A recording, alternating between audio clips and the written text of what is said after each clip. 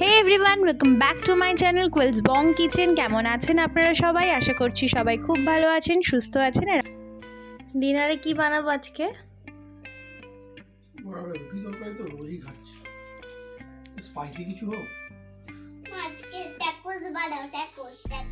Tacos বানাবো।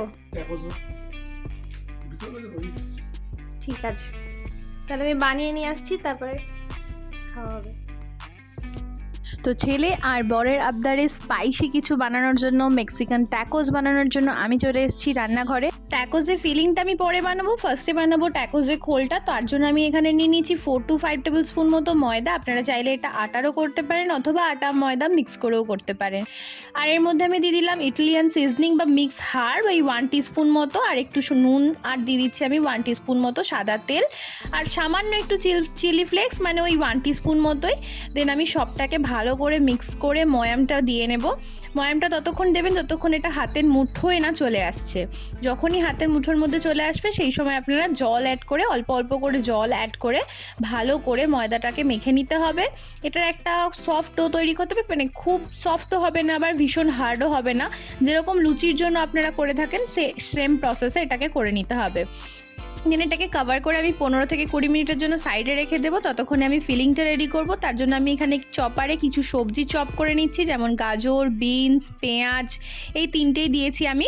আপনারা এর মধ্যে ক্যাপসিকাম, স্প্রিং অনিয়ন এসবও দিতে পারেন, বাট আমি এই তিনটে দিয়েই করছি। চপ করে নেওয়ার পর একটা ফ্রাইং প্যান বসিয়ে ওতে আমি দিয়ে দিলাম 2 টেবিল স্পুন মতো হোয়াইট অয়েল। তাতে আমি দিয়ে দিলাম চপ করে রাখা সবজিগুলো, আর অল্প একটু নুন দিয়ে এটাকে আমি একটুখানি ফ্রাই করে নেব। ততক্ষণ ফ্রাই করব যতক্ষণ না একটু সফট হয়ে যাচ্ছে। খুব বেশি এটাকে ফ্রাই করবেন না, জাস্ট হালকা একটু কালার চেঞ্জ হওয়া অবধি এটাকে ফ্রাই করে নিলেই হবে। বেশি ফ্রাই করে নিলে এটার মধ্যে থেকে যে ক্রাঞ্চি ভাবটা সেটা কিন্তু চলে যাবে।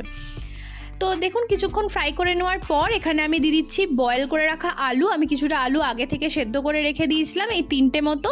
সেই আলুটাকে আমি হাতে ভালো করে স্ম্যাশ করে এর মধ্যে অ্যাড করে দিচ্ছি। আর আলুটা অ্যাড করার পর এতে আমি দিয়ে দিচ্ছি আরও কিছুটা নুন স্বাদ অনুযায়ী, আর দিয়ে দিচ্ছি একটু গ্রেটেড চিজ। আমি একটু চিজকে গ্রেট করে রেখেছিলাম সেটা। আপনাদের কাছে গ্রেটেড চিজ না থাকলে মজরেলা চিজ বা স্লাইস চিজও ইউজ করতে পারেন। দিয়ে দিলাম অল্প একটুখানি চিলি ফ্লেক্স 1/2 টিস্পুন মতো, আর 1/2 টিস্পুন মতো দিয়ে দিলাম মিক্স হার্বস বা অরিগ্যানো বা ইটালিয়ান সিজনিং, যেটা আপনাদের কাছে থাকবে সেটাই দিতে পারেন। তো সব কিছু দেওয়ার পর আমি সবজির সাথে আলুটাকে খুব ভালো করে স্প্যাচুলা বা খুন্তির সাহায্যে চেপে চেপে মিক্স করে নিয়ে একটুখানি ফ্রাই করে নেব। এটা ততক্ষণই ফ্রাই করব যতক্ষণ না আলুর পুরটা পুরোপুরি ফ্রাইং প্যান থেকে উঠে আসছে, ততক্ষণ এটাকে করব। খুব বেশি ভাজার দরকার নেই, কারণ আমাদের সবজিটা অলরেডি আমরা কিছুক্ষণ আগেই ভেজে নিয়েছি। জাস্ট আলুর সাথে মিক্স করে চিজটা মেল্ট হওয়া অবধি, আর যতক্ষণ এটা ফ্রাইং প্যান থেকে উঠে আসছে ততক্ষণ অবধি আমাদেরকে এটাকে একটু নাড়িয়ে যেতে হবে এবং ভালো মতো এটাকে তৈরি করে নিতে হবে। দেখুন আমাদের ফিলিংটা অলমোস্ট রেডি হয়ে গেছে, কারণ এটা সুন্দরভাবে উঠেও আসছে। তো এটাকে আমি ঠান্ডা করার জন্য পাশে কিছুক্ষণ রেখে দিলাম। ততক্ষণ আমি ওই মেখে রাখা ময়দা থেকে লেচিগুলো তৈরি করে নেব। দেখুন আমাদের লেচিগুলোও তৈরি করা হয়ে গেছে, এবং আমি এবার অল্প অল্প করে একটু করে ময়দা নেব আর এটাকে রুটির মতো করে বেলে নেব।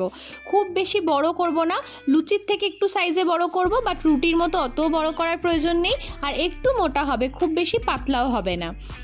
তো দেখুন আমাদের একটা বেলা হয়ে গেছে, এইভাবে আমি প্রত্যেক কটা রেডি করে নেব। তো ট্যাকোস বানানোর জন্য রুটিগুলো আমাদের তৈরি হয়ে গেছে। এবার যাব মেন প্রসেসে। তার জন্য আবারও একটা ফ্রাইং প্যান বসিয়ে নিয়েছি, এবং এতে আমি ওই ট্যাকোসের রুটিগুলোকে হালকা হালকা করে সেঁকে নেব। খুব বেশি সেঁকার প্রয়োজন নেই, রুটির মতো জাস্ট হালকা করে সেঁকে নেবেন, যাতে ভেতরে কোনোভাবে কাঁচা না থেকে যায়। গ্যাসের ফ্লেমটাকে লো টু মিডিয়ামে রাখবেন, আর হালকা হালকা করে দু পিঠ ভালো মতো করে সেঁকে নেবেন। তো আমাদের রুটিগুলো সবকটা শাঁকা হয়ে গেছে। এবার ফিলিংটা ভরার পালা এবং মেন ট্যাকোসটা তৈরি করার পালা। তো রুটির মধ্যে আমি ফার্স্টে নিয়ে নিলাম একটু চিলি গার্লিক সস আর একটু মেয়োনিজ। চিজি মেয়োনিজ নিয়েছি। আপনাদের কাছে চিজি মেয়োনিজ না থাকলে আপনারা শুধু মেয়োনিজও দিতে পারেন, আর চিলি গার্লিক সস না থাকলে আপনারা টমেটো কেচাপেও এটা করতে পারেন। তো দিয়ে আমি ভালো করে রুটির মধ্যে স্প্রেড করে নিলাম। এরপর দিয়ে দিলাম একটা স্লাইস চিজের হাফ। স্লাইস চিজটা দেওয়ার পর এর মধ্যে আমি দিয়ে দেবো তৈরি করে রাখা ফিলিংটা, আলুর পুরটা, সেটা ভালো করে দিয়ে দেবো। আপনাদের কাছে স্লাইস চিজ না থাকলে আপনারা গ্রেটেড চিজ, মোজারেলা চিজ, যে কোনো রকমের চিজ ইউজ করতে পারেন। আর ওপর থেকে আরও কিছুটা গ্রেটেড চিজ দিয়ে আমি এটাকে এইভাবে তৈরি করে নেব। দেখুন আমাদের একটা ট্যাকোস টোটালি তৈরি হয়ে গেছে। এইভাবে আমি বাকি ট্যাকোসগুলো তৈরি করে নেব। তো এখানে আমাদের সবকটা ট্যাকোসই আমি একদম তৈরি করে ফেলেছি। এবার এটাকে জাস্ট ফ্রাই করার পালা। তো ওই সেম ফ্রাইং প্যানে আমি দিয়ে দিলাম অল্প একটু বাটার। এটা আপনারা বাটারেই করার চেষ্টা করবেন, তেলে করলে টেস্টটা অতটা ভালো আসবে না, বাটার অথবা ঘিতে আপনারা এটা করবেন। তো ভালো করে আমি একটা অয়েল ব্রাশের সাহায্যে পুরো ফ্রাইং প্যানে বাটারটাকে স্প্রেড করে নিয়েছি। এরপর একটা একটা করে ট্যাকোস আমি এর মধ্যে দিয়ে দেব। যতগুলো ফ্রাইং প্যানে আটবে আমি ততগুলোই একসাথে দিয়ে দেব। তো এটা দিয়ে দেওয়ার পর আমি আবার ওপর থেকে ওই প্যানের মধ্যে লেগে থাকা বাটারটা একটু ওপরে লাগিয়ে দিচ্ছি একটা অয়েল ব্রাশের সাহায্যে, তাতে ওপরটাও খুব সুন্দরভাবে একটা ময়েশ্চার থাকবে। এবার এটাকে কভার করে 10 মিনিটের জন্য লো টু মিডিয়াম ফ্লেমে রেখে দেবেন।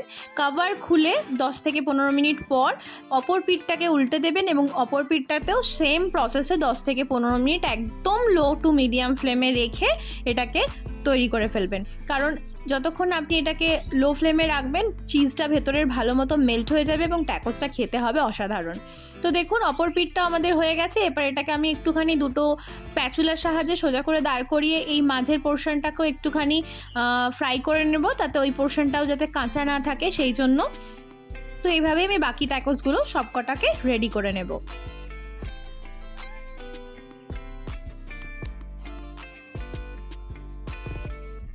দেখুন আমাদের চিজটাও ভেতরের খুব সুন্দরভাবে মেল্ট হয়ে গেছে। তো এইভাবে রেডি করার পর গরম গরম সার্ভ করে দিন মেক্সিকান ট্যাকোস। বানানো তো দেখলেনই আপনারা কত ইজি, বাইরে থেকে কোনো জিনিস কেনার কোনো প্রয়োজনই পড়বে না, ঘরে থাকা জিনিস দিয়ে আপনারা তৈরি করে ফেলতে পারবেন। আর এখনকার আধুনিক কিচেনে আমাদের কাছে মেয়োনিজ, টমেটো কেচাপ এসব তো থেকেই থাকে। তো ডিনারে এরকম একটা রেসিপি আপনারা ট্রাই করতেই পারেন। আর আপনারা যদি বাচ্চাদের টিফিনে এরকম কোনো রেসিপি দিতে চান তাহলে অবশ্যই চিজটা প্রসেস চিজ অ্যাড করবেন, তাহলে ঠান্ডা হয়ে যাওয়ার পরও ট্যাকোসটা খেতে খুব ভালো লাগবে। রেসিপিটা কেমন লাগলো আমাকে কমেন্ট সেকশনে জানাতে একদম ভুলবেন না। তো চলুন এবার রিভিউ নেওয়ার পালা, তাড়াতাড়ি দিয়ে আসি খেতে। রেডি, কেমন হয়েছে একটু খেয়ে বলো তো।